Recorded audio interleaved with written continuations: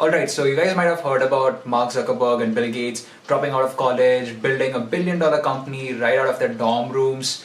But let's be honest here, that's not going to happen with everyone. Not everyone is going to build the next Facebook or Microsoft. But there are few reasons why starting up in college can be immensely beneficial. Now, I'm not asking you to drop out of college. I am talking about a coexistence of your startup and you following your academics. So let's see why I think starting up in college is a great idea. Number one is financial liability. Now, when you're in college, your parents are paying your fees, right? Now, you do not have to be concerned about earning money. You're not the sole breadwinner of your family. Your parents are probably paying your fees and you're financially kind of secured. Now, what that means is you have time and resources to experiment. You have time and resources to build new stuff and see if it's sellable, right? I'm not asking you to go out there and start a factory. That's very capital intensive.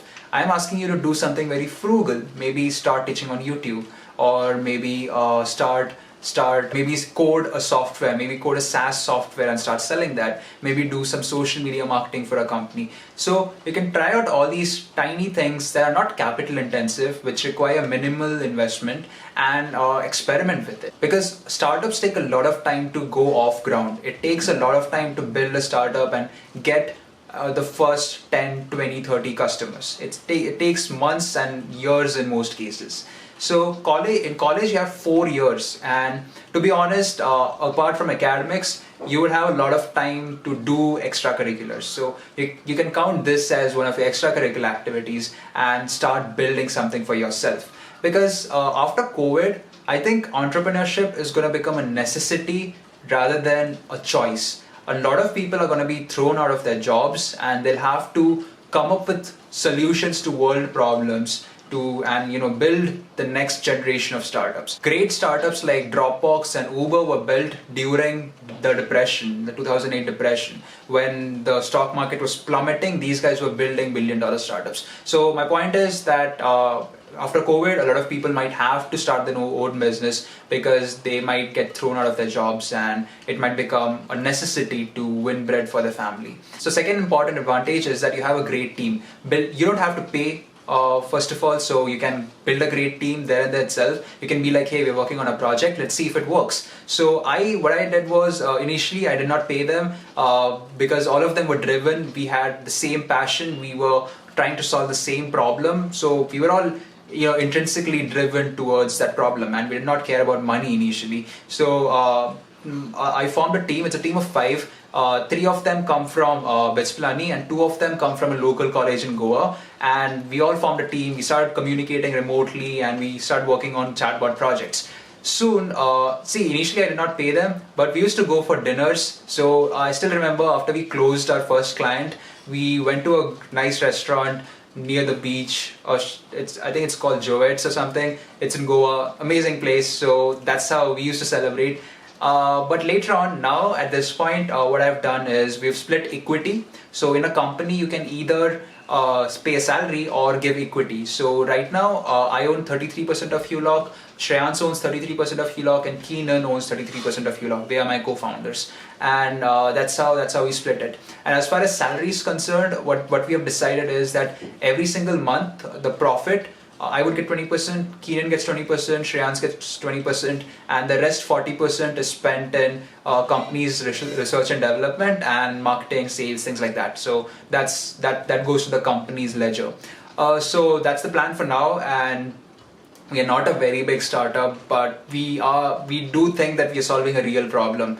And to be honest, I couldn't have done so much if I wasn't in college. Because imagine, right, if you're graduating from college, then you have to do a lot of things. You have to take care of your family, you have to take care of your parents, you have to, think about the future, there's societal pressure, a lot of things. So taking a risk at that point could be a bit unstable because, there's a lot of things happening. While in college, you have a lot of time, so utilize it and build something of your own. Third advantage is that you're a student. So what that means is you can commit mistakes and admit it by giving an excuse saying you're a student. For example, I contacted a dealership who owns Mercedes-Benz and Harley-Davidson I contacted the owner and I spoke with him for like 15 minutes about how chatbots can be how chatbots can be used in the automobile industry. And he was ready to take the call. We spoke for 15 minutes just because I was a student. So I cold called him and I was like, hey, I'm a student and can I get 15 minutes of yours? I will make sure I won't waste it. I just want to talk about something important, about something that I've been researching about. I just want to get some of my questions answered. So he was kind enough to talk to me just because I was a student. So that's the point, right? You can talk to a lot of industry experts and a lot of people whom you can't generally approach because it'll be kind of awkward. But since you're a student, you have that excuse, you have the tag of student, and because of that, you can be a bit curious and explore and talk to them. So if you feel like talking to someone, then go to their LinkedIn profile and send them a DM saying, hey, I want to have a 10-minute call with you. May I? I'm a student. So use the word student, leverage that chance, use that opportunity. Our next important point, fourth point, is that there are a lot of accelerators. If you don't know what startup accelerators are, it's basically a group, or they'll give you access to a lot of mentors. They'll help you, take your startup to the next level by providing tech assistance, or they can help you in marketing, things like that. They'll give you advice. You'll have to work on it, of course, but they'll help you give advice. And in certain cases, they also provide monetary benefits. So you can get enrolled into these accelerators. Google up startup accelerators for students. You'll find a lot of them. Few of them are Conquest, which is run by BITS Pilani campus. There's one called UA Fund, run by my friend. Then there's one called Prex Club. It's a club of entrepreneurs, student entrepreneurs. Then there's one called, let me tell you about something interesting. There's something called Thiel Fellowship, okay? So Thiel Fellowship is a $100,000 fellowship. It's given by Peter Thiel. Peter Thiel is the founder of PayPal. And he gives $100,000 to people, to students who drop out of college or who don't go to college. And he gives it so that they can, build their venture. So, fun fact, Ritesh Agrawal, the founder of Oyo Rooms, was a Thiel Fellow. He received $100,000, he did not go to college, and yeah, now he took that $100,000 and turned it into billions of dollars. Crazy guy. Fifth important point is that you get professor support. I'll tell you a story. My uncle, he runs a startup in the US, and over there what he has done is he read a research paper of 1986 and he built a product using that research paper. So essentially it's a VR headset. They have few games sort of thing that help people who suffer from stroke they can like move their parts by training using the VR headset. So that's a startup that he has built. It's a multi-million-dollar startup now. So research papers can help.